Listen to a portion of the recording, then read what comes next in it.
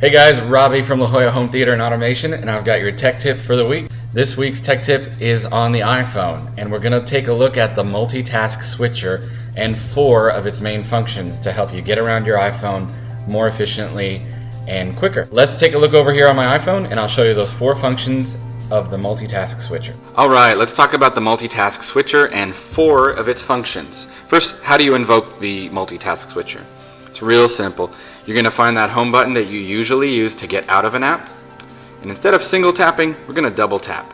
Now watch what happens. It fades what you were looking at, and it brings up the most recently used apps in the order that they were used. You can swipe from right to left and see kind of like a timeline of the apps you were using. So how is this useful? Well, let's say I am reading an article in Safari, and I want to paste something interesting I saw. Not the whole article, but just something interesting into an email. Well, I can select that info.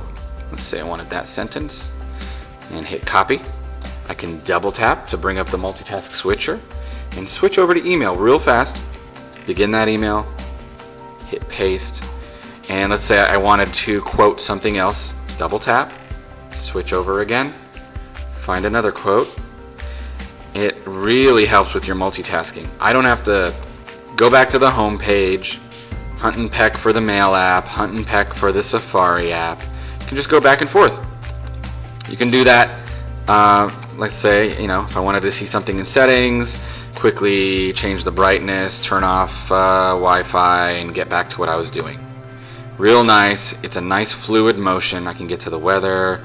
I can get to my stocks without having to find the stocks app. It's really nice. So it helps you find the most recently used apps. That's multitask switching. Now, there's some other features in the multitask switch bar. Let's go over those. Let's bring it up again. Now, you see the apps here?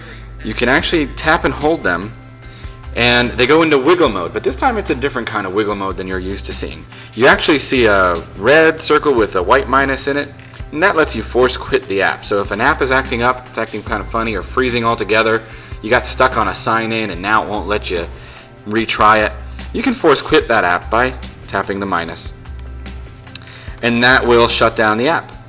So it's not something you always have to do. Some people do like to close all their recently apps because they think that it makes their iPhone faster. The jury is still out on that. All the articles I've read say that really the iOS manages memory so well that you don't really have to close your apps unless one is misbehaving. Sometimes it is just fun to clear them all out though from your history. So that's how you force quit rather, a stubborn app. So that's the second function of the multitask switcher. Let's look at number 3. Let's invoke the multitask switcher again. Now this time, instead of swiping from right to left, I'm going to go from left to right, and it's going to reveal the iPod controls. This is great for quickly pausing and playing music that you're listening to. You don't have to go back into the iPod and find the play button and the pause button.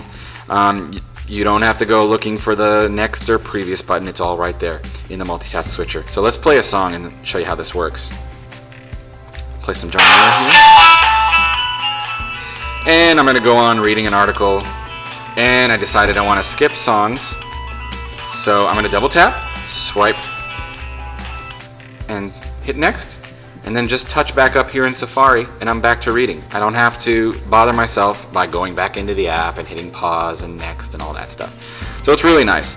Slide to the right, pause, play is right there, next and previous is right there. Okay, that's 3 functions. Third function is actually right here in front of us as well. This is the lock screen orientation button.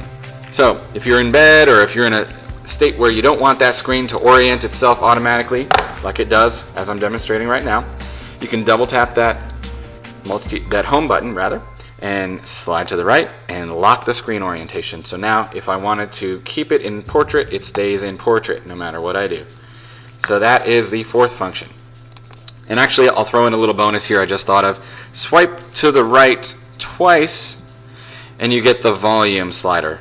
This is nice and convenient if you are just really quickly wanting to slide the volume up or down real fast without using the buttons on the side. It comes in handy in certain situations. So That's a nice little bonus feature. That's swiping to the right. Again, I'll do it from the beginning. Double tap, right, and you get the volume slider. It's kind of nice. So that's the function I wanted to show you of multitask. And just to summarize those real quick, we're going to double tap to invoke it. Then we're going to be able to switch back and forth between apps. Real nice.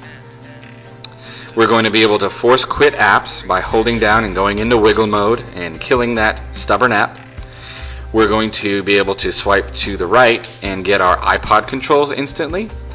We're also going to see the screen orientation lock on or off.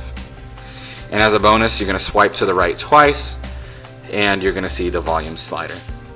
So that's it. Now you know how to use the multitask switcher on the iPhone. Now this actually works on the iPod Touch, the iPad, and the iPad mini. Now you know how to get around your iPhone a whole lot quicker, and you can show off to your friends that you can use this like a pro. We hope you liked this week's tech tip. Leave a comment below or like us on Facebook, and we'll see you next week.